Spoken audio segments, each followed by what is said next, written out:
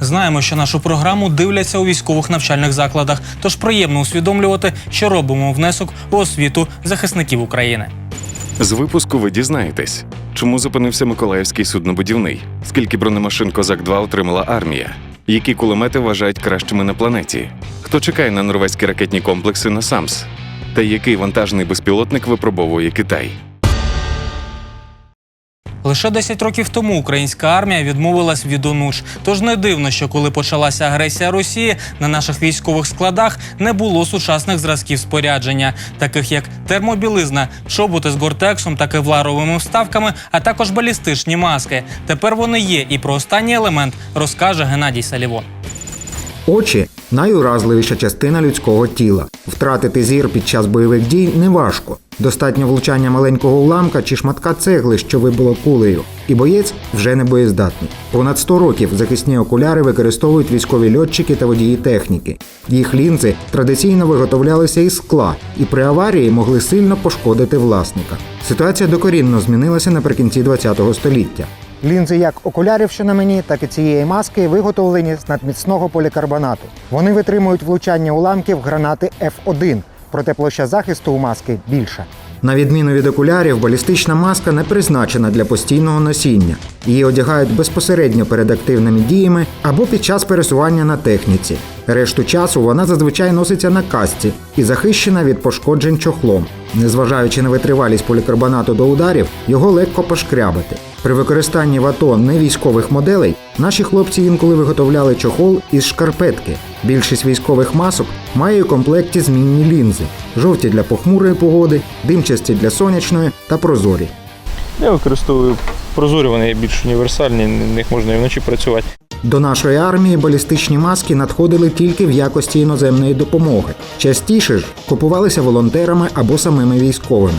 Найпопулярнішими брендами були Revision, Bolle чи ISS. У 2017 році до Збройних сил почали надходити балістичні маски Trevix українського виробництва. Комплекс виготовлення закритий в Україні. Від моменту приходу гранул, з яких виготовляється світофільтр, і закінчуючи гумкою для кріплення на шоломі або на голові користувача. В комплект з маскою входять захисний чохол-протирка, чохол для перенесення та додаткові лінзи. Вони вкриті спеціальним антифок-покриттям від запотівання. Це звичайне скло без антифок-покриття. Бачите, воно одразу ж запотіло. Це скло з спеціальним покриттям, воно не запотіває. Лінзи маски Trevix відповідають натівському стандарту Stanak 4296. При виробництві їх перевіряють на прозорість, переломлення світла, на стійкість до вогню тощо. Звісно ж, проходять вони і балістичні випробування до уламків. Окуляри проходили випробування у лабораторіях Міністерства охорони здоров'я, Міністерства оборони України і науково-дослідних установах Міністерства освіти. Такі суворі випробування не примхи наших військових, адже досвід війни на Донбасі довів, що у бою якісні захисні маски справді рятують зір. Я бачив хлопців, які коли осколки розлетілися перед ними, і вони знімали маску з лиця, то все лице по контуру маски, очі були цілі, а лице було посічене осколками. Щоб захистити не тільки очі, а й обличчя, в світі почали розробляти балістичні накладки. Наприклад, вони кріпляться безпосередньо на захисний шолом, який армія США тільки почала закуповувати. Легким рухом однієї руки балістична накладка приєднується до шолому. Вона має 3 положення. Зверху зафіксоване бойове та проміжне, завдяки якому є проміжок між шоломом та захистом обличчя для потрапляння свіжого повітря. Ще далі пішли конструктори американської компанії DivTak. Вони розробили захист не тільки очей та обличчя, а повністю сховали голову бійця під броню.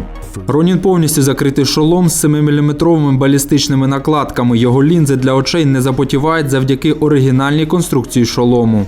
Шолом виготовлено з кевлару. Він утримує влучання кулі калібру 7,62. Але вся конструкція – це не тільки броня.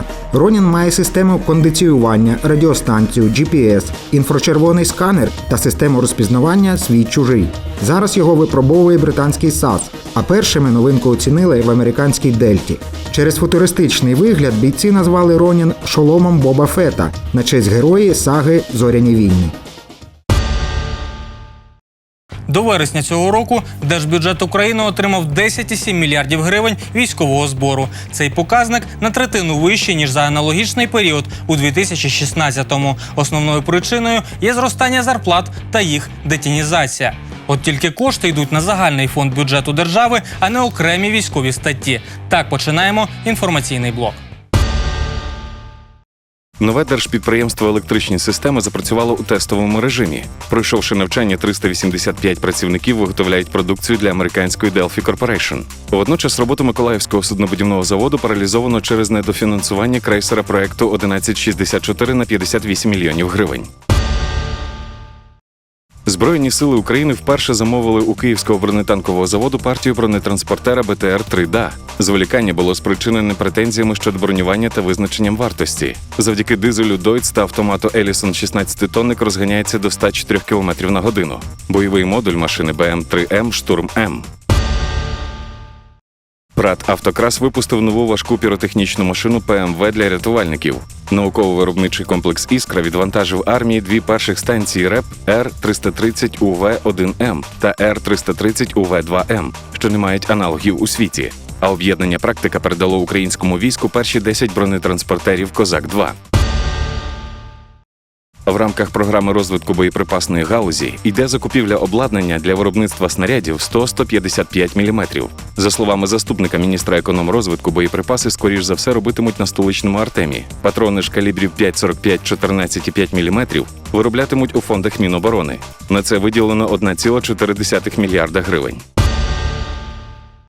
В Одесі фірма-забудовник самовільно демонтувала паркан військової частини А-3571 повітряних сил та вивезла військове майно. Тепер горе-комерсанти відновлюватимуть інфраструктуру військового литовища за свій рахунок. До речі, в селищі Дачне поблизу Південної Пальміри зводять нове військове містечко для морської піхоти України.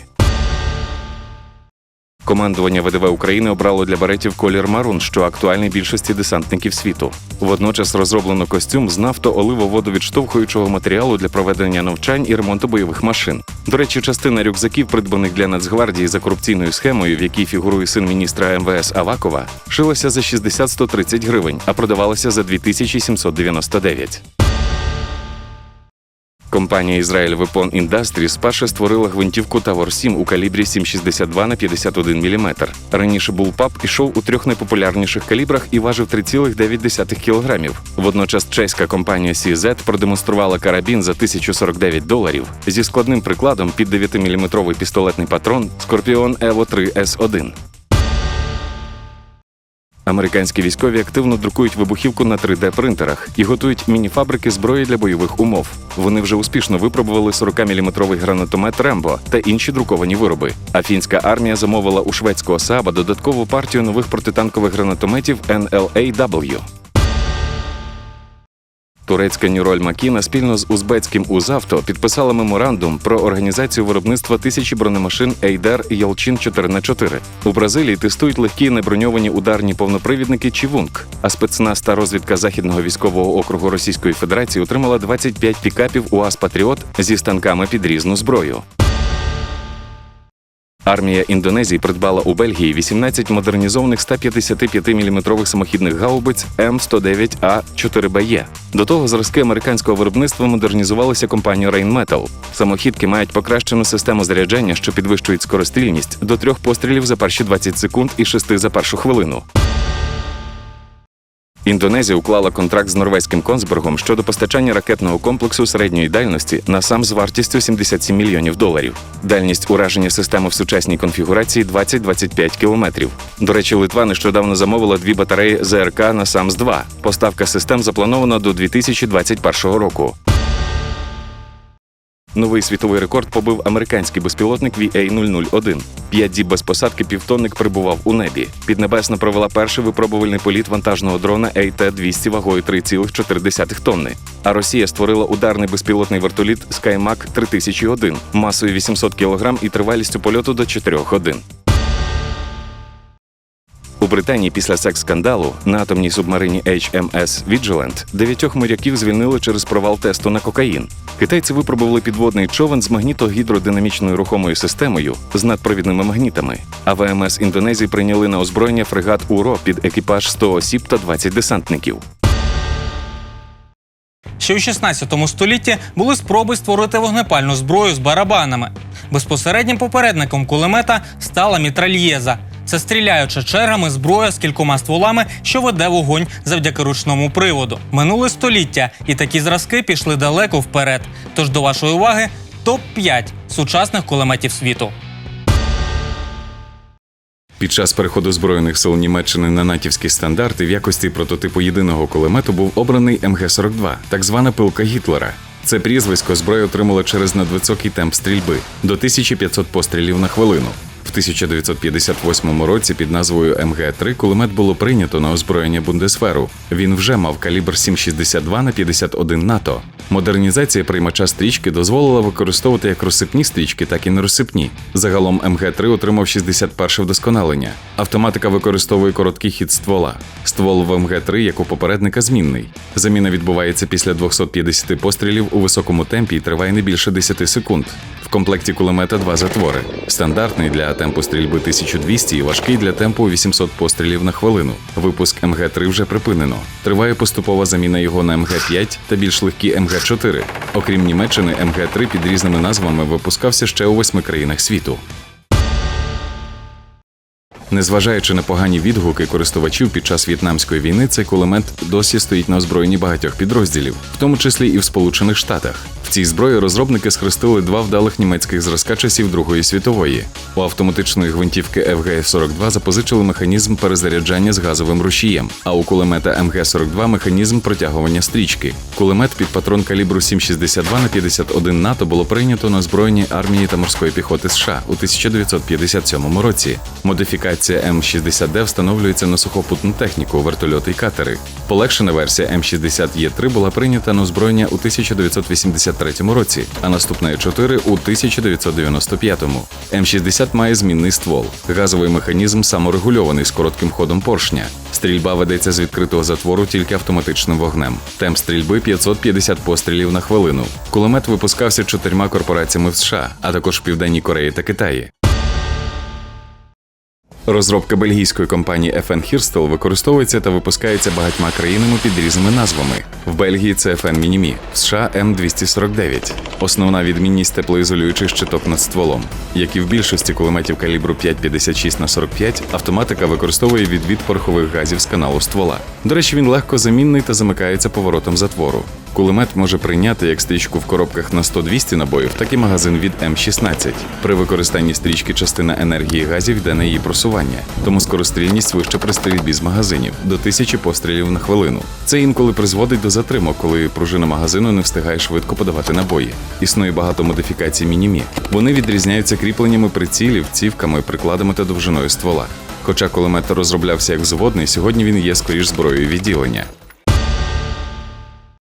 Кулемет ПКМ був прийнятий на озброєння СРСР у 1968 році. Він є модернізованою полегшеною версією кулемета Калашникова ПК, що надходив у війська 61-го. Обидві моделі можуть встановлюватися на треножний станок чи відкриту бронетехніку. Називаються ПКС та ПКБ відповідно. Автоматика працює по схемі відводу газів з каналу ствола. Газовий регулятор змінює темп стрільби від 650 до 800 пострілів на хвилину. До ПКМ йде нерозбірна металічна стрічка, запозичена у кулемета Горюнова. Вона укладається в металічні короби на 250 набоїв для стаціонарних позицій та на 100 набоїв для швидкої зміни позиції. Щоб встановити кулемет в баштах бронетехніки, розроблена модифікація ПКТ з більш довгим та важким стволом, електроспуском та без механічного прицілу. Кулемет випускається в Болгарії, Китаї, Румунії, Югославії та неофіційно ще в декількох країнах. В Україні виготовляється заводом «Маяк» під назвою КМ-762.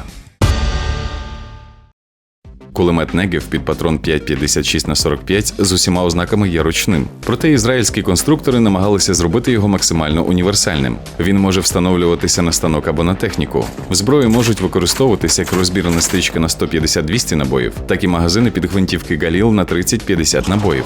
Ствол кулемета швидкозмінний. При використанні короткого та за відсутності сошок, Негев він фактично перетворюється на швидкострільну штурмову гвинтівку. Темп стрільби від 700 до 1000 пострілів на хвилину. Вона ведеться із заднього шептала, проте ударник спрацьовує тільки при закритому затворі. Для стрільби над ствольними гранатами газовий регулятор в крайньому положенні блокує газову камеру. В Україні Негев випускається під назвою Форт 401 і прийнятий на озброєння кількох спецпідрозділів. Якщо не встигли подивитись програму в ефірі, шукайте на ютубі Військового телебачення України. А наступного разу дізнаєтесь про польові намети та реконструкторів. Тож дочекайтесь.